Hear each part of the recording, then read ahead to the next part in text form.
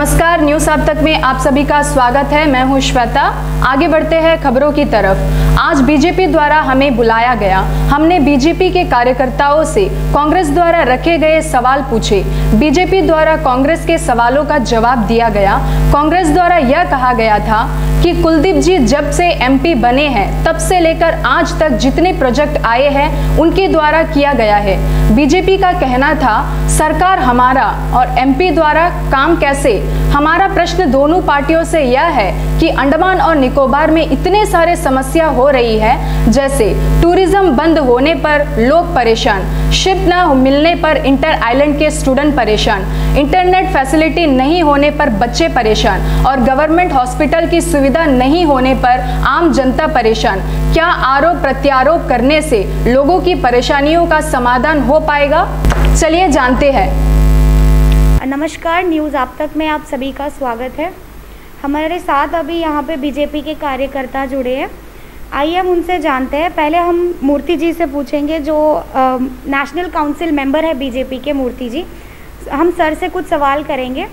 तो सर, कांग्रेस द्वारा यह सवाल किया गया था कि गणतंत्र दिवस में 3 स्टेट्स के जो है, पहला केरला, दूसरा तमिलनाडु और तीसरा वेस्ट बंगाल, इन तीनों को जो है इन्वॉल्व नहीं किया गया उनकी झांकी में जो रैली निकलता है उसमें। सर, तो उनका कहना है ये 3 स्टेट्स को क्यों झांकी में इन्वॉल्व नहीं किया गया? मैडम सबको नमस्कार। मैडम, आपको क्वेश्चन कब तो बाद में जवाब दे देगा। पहले हम लोग का वो दिन प्रोग्राम हुआ था ना, हम लोग का तिरुवल्लुवर स्टैच्यू में हुआ था। उसके बाद कांग्रेस पार्टी भी तिरुवल्लुवर स्टैच्यू में कुछ दिया था। फिर उसके लिए पहले वो जवाब दे देता, बाद में आपको क्वेश्चन में ज़रूर जवाब देगा, इसमें कोई हेतु नहीं।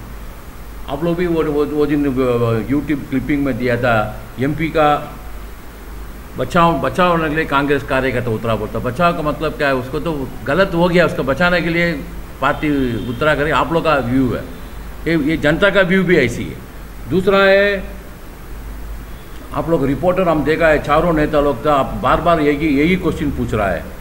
यहाँ अंडमान में बहुत समस्या है, अन एजुकेशन, अनएम्प्लॉयमेंट प्रॉब्लम है, टूरिज्म का प्रॉब्लम है, बोर्ड का प्रॉब्लम है।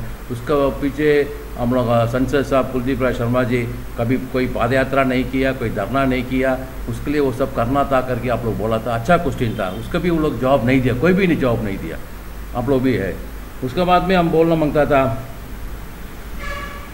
एमपी साहब बोला था पार्लियामेंट में, आपको वो लोग बोला है 100% जॉब रिजर्वेशन के लिए। अच्छी बात है, हम लोग भी कोशिश कर रहा है, कोशिश में लगा हुआ है, जल्दी मिलने के चांसेस है। एक बात आपसे एमपी साहब से और कांग्रेस नेता से पूछना मांगता था, आप लोग कोऑपरेटिव बैंक में अनकोफेड में क्यों है लोकल का 100% रिजर्वेशन, जॉब रिजर्वेशन नहीं दे रहा है? आप लोग हम कुछ दिन का पहले कोऑपरेटिव बैंक का जॉब के लिए मेनलैंड पेपर में पब्लिश हुआ है। ये क्यों डबल स्टैंडर्ड क्यों है? किसका ये आप उर्दू बनाना मांगता? ऐसी मत करिए, ठीक है। तीसरा है, आप लोग बोलता था सुनामी में कांग्रेस गवर्नमेंट कुछ पैसा दिया, मानता है कांग्रेस गवर्नमेंट सुनामी में कुछ पैसा दिया, मानता है। सुनामी क्या है? सुनामी ऑल ओवर इंडिया में कुछ 5-6 स्टेट में अफेक्ट हुआ था, सभी स्टेट में तो अफेक्ट नहीं है। ये कोविड है, ऑलमोस्ट पूरा कंट्री में अफेक्ट हुआ। एक कम से कम 130 करोड़ का पब्लिक का, जनता का प्रॉब्लम हुआ है। अभी हम लोग का अंडमान में देखिए, हम आज का न्यूज़पेपर में देखने से करीब 6,30,000 वैक्सीनेशन हो गया। आज का मार्केट वैल्यू फ्री वैक्सीनेशन हुआ। आपका आज का प्राइस वैल्यू देखने से, प्राइवेट में हम चेक किया था, 750 से 1500 बोलते हैं एक शॉट वैक्सीन का। हम लोग 1000 रुपया पकड़ने से भी कितना होता है? 63 करोड़ रुपीज़ हो गया। 63 करोड़ रुपीज़ का गवर्नमेंट फ्री में कर रहा है। आज का दिन में जिंदा रहना है, इज़ ए वेरी इंपॉर्टेंट है। फिर आपको लोन नहीं मिला, वो तो बाद में देखा जाएगा, कोई नहीं है, कोई प्रॉब्लम नहीं है। अब देश भी क्या, अभी कल का देश बंद होने वाला नहीं है, तो चलते रहेगा। कुछ गवर्नमेंट भी कुछ ना कुछ सुविधा तो करेगा। इसमें 60 करोड़ रुपीज़ के थ्रू कंट्री का कितना करोड़ रुपया खर्चा किया, आप तो हिसाब किताब करके देखिए। उसके बावजूद भी कांग्रेस पार्टी बोलता हमको ये नहीं दे रहा, वो नहीं दे रहा, बोलता गलत है। उसके बाद में मेघादाद इशू का बोल रहा है। मेघादाद इशू का 100 साल पुराना हम भी मानता है, वो भी मानता है, कोई इशू नहीं है। 100 साल में हम लोग अंडमान में पोर्ट ब्लेयर में कोई इसके बारे में बात हुआ क्या? आप लोग का मीडिया में कोई चर्चा हुआ इसके बारे में? नहीं हुआ। मेरा संसद वहाँ जाके पदयात्रा में गया था, पार्टिसिपेट किया था, इसके वजह से सब हो रहा है। नहीं उनसे हम लोग को कोई बोल रहा है 100 साल का इशू है, तमिलनाडु और कर्नाटक का इशू था, वो लोग आपस में बात करेगा, वहाँ का वो भी क्या है बात क्लियर कट बोल देता है। कोई भी पार्टी हो, बारिश गिर जाएगा कोई इशू नहीं है, बारिश नहीं गिरने से दोनों तरफ का प्रॉब्लम है, उन लोग का कुछ कर रहा है। हम लोग MP साहब जाने की जरूरत नहीं है उधर। और मेरा पॉइंट और एक है, आप लोग का चैनल में बार बार हम देख रहा है, 1-2 दिन छोड़ के कुछ ना कुछ मेघदादू के बारे में बोल रहा है। इसमें हम देखा था ऑटो चलाना और भाई लोग का भी आप लोग लिया है, मार्केट में गन्ना बिक्री करता उसको भी लिया, छोटा मोटा व्यापारी के लिया, फिर नाम तमिल कच्ची करके उसको भी लिया, फिर तमिल संगम का सेक्रेटरी है कालिदासन से भी लिया। सभी बोल रहा है ये गलत है करके। तो बीजेपी तो गलत बोल रहे, वो लोग गुस्सा आता है, वो लोग बाकी पब्लिक का गलत, तो पब्लिक खुद बोल रहा है, दे आर पब्लिक। हम लोग तो पार्टी है, राजनीति पार्टी अलग बात है। 5-6 में हम देखा है हर एक वीडियो में, एक कवरेज में उसको एक आप इंटरव्यू करता था, बगल में 5-6 आदमी खड़ा है, वो लोग भी हाँ बोल रहा है, हम भी देख रहा है। उसके बाद में वो ऑटो बाई वालों में एक ऑटो बाई बोला था, पहले हम लोग का MP था विष्णुपद राय जी, कुछ ना कुछ प्रॉब्लम है, फ़ोन करने से तुरंत आके खड़ा हो जाता है। अभी का MP से हम लोग का नंबर भी नहीं मिलता, बात भी नहीं कर सकता, या हम लोग का सपोर्ट में भी नहीं आता करके बोल रहा है। हम ये तो हम लोग तो नहीं बोल रहा है, तो पब्लिक का है, पब्लिक का व्यू है, इसमें हम लोग ऊपर गुस्सा होकर क्या करेगा। सर, उनके कांग्रेस के एक नेता द्वारा हमसे ये कहा गया कि बीजेपी के जो कार्यकर्ता हैं उनसे ये सवाल करें कि गणतंत्र दिवस में जो होने वाली झांकियाँ जो निकलेगी गणतंत्र दिवस में, इसमें जो है 3 स्टेट्स केरला, तमिलनाडु और वेस्ट बंगाल, ये तीनों जो है शामिल नहीं हुए हैं। सर, तो वो लोग पूछ रहे हैं कि इसका रीज़न क्या है, इस पे कोई विचार क्यों नहीं कर रहा। मैडम, आप अच्छा क्वेश्चन पूछा है। गणतंत्र दिवस में हम लोग का तमिलनाडु का टैबलेट्स बोलता है, उसका पार्टिसिपेट नहीं किया, हमको भी दुख लग रहा है। उसमें हम लोग का अंदर में जाकर देखना है क्या हो रहा है करके। देखिए, हम लोग का देश में 28 स्टेट्स है, 8 यूनियन टेरिटरी है, कितना हुआ 36 हो गया। 36 में हर एक साल 22 से 23 टैबलेट्स पार्टिसिपेट करता है, बाकी 13 जगह का उन लोग का कुछ ना कुछ कारण से रिजेक्ट करता है। रिजेक्ट करता का मतलब है उसका प्रोटोकॉल मेंटेन नहीं करता, उसका SOP मेंटेन करता, ये सब करता है। ये एक बात बोलना मांगता है इसमें क्लियर कट। ये हम लोग का हर एक साल में अगस्त महीना के बाद में ये 26 जनवरी के लिए टैबलेट्स बनाने के परमिशन देने का डिफेंस मिनिस्ट्री से करा है। तो मोदी जी के अंडर में नहीं आ रहा है डिफेंस मिनिस्ट्री। आप लोग भी मालूम है, हम लोग भी सभी सोचता है defence is a crystal clear administration है, वहाँ कुछ करप्शन है, इधर उधर देना कुछ है। उन लोग का गाइडलाइंस क्या है, उसी के ऊपर में सब कुछ होना है। हम लोग भी मानता है, आप लोग भी मानेगा। ये टैबलेट्स का बारे में, इसके बारे में हमको बताना मांगता है। आप केरला का बात बोल रहा है, केरला का लास्ट 10 ईयर्स में 2018 में एक ट्रिप पार्टिसिपेट हुआ, 2021 में पार्टिसिपेट, उसका बाद बीच में वो लोग पार्टिसिपेट ही नहीं किया। कारण क्या, उसका क्राइटेरिया फुलफिल नहीं किया। उसके बाद में तमिलनाडु में एक क्लियर बोल देता है, तमिलनाडु में 2008 से हमने मेरे से डाटा लिया है, 2008 से 2011 तक में कांग्रेस सेंट्रल में रूलिंग था, तमिलनाडु में DMK रूलिंग था। वही टाइम में 4 साल में एक ही साल उसको परमिशन मिला है। कांग्रेस रूलिंग का, कांग्रेस सेंट्रल में रूलिंग है, तमिलनाडु में DMK रूलिंग है। वही टाइम जयललिता मैडम 2011 में आया था, उसका टाइम में खाली एक ही बार मिला है। उसके बाद में 2016-17 में उसके बाद में 2014 के बाद में 2021 तक में 5 साल में 6 साल में हम लोग 4 बार मिला है। वो टाइम सेंट्रल में बीजेपी मोदी सरकार है, तमिलनाडु में ADMK सरकार है। वो टाइम 4 ही ट्रिप मिला है। ये तो हर एक साल हर एक स्टेट में मिलना गिला है नहीं। आपको रिपब्लिक डे पैरेड में एक बात बोलता है, हम मेरा नॉलेज के हिसाब से हर एक साल में 22 से 23-24 टैबलेट्स तो चल रहा है। ये साल गवर्नमेंट ऑफ इंडिया क्या किया, इशू आता है कि 25 का परमिशन दिया है। उसके बाद में उसमें हम लोग, आप लोग भी देखा होगा, कल भी देख रहा था, कुछ मार्चिंग कंटीजेंट बोलता है, वो डिफेंस का एक कंटीजेंट है, उसका 16 कंटीजेंट चल रहा है। वो सब देखना है, इसमें हम लोग का पॉलिटिकल करने की जरूरत नहीं है। कारण क्या, ये कंटीजेंट सब जानेगा, वर्ल्ड वाइज मालूम पड़ेगा इंडिया का कितना ताकत है करके। टैबलेट्स में इतना नहीं हो रहा। उसके बाद में 17 मिलिट्री बैंड भी चल रहा है। आप समझ लिए 20, अब ये साल 25 टैबलेट्स चल रहा है, 16 मार्चिंग कंटीजेंट चल रहा है, 17 मिलिट्री बैंड चल रहा है। इतना चलने का कम से कम 2 घंटा लगता है। कल प्रोग्राम 10:30 को शुरू करने का है, खत्म होएगा 12 बजे बोलता। 12 बजे तो नहीं होता, पर 12 साढ़े 12 तक कम से कम 2 घंटा का खाली इतनी है। अगर 36 स्टेट्स में गवर्नमेंट ऑफ इंडिया का एक गाइडलाइंस है, अभी का नहीं है, 1950 से चल रहा है। 1950 से डिफेंस मिनिस्ट्री में क्या गाइडलाइंस दे रहा है, वो गाइडलाइंस का हिसाब से वो लोग करना है, करके बोल रहा है। इसमें बीजेपी पार्टी कर रही है, कर दिया कुछ नहीं, ये तो प्रोटोकॉल है, उसके गाइडलाइंस है, वो 1950 में बना हुआ है। हमारे साथ महिला मोर्चा, बीजेपी की महिला मोर्चा वाइस प्रेसिडेंट गीता कंदस्वामी जी जुड़ी है।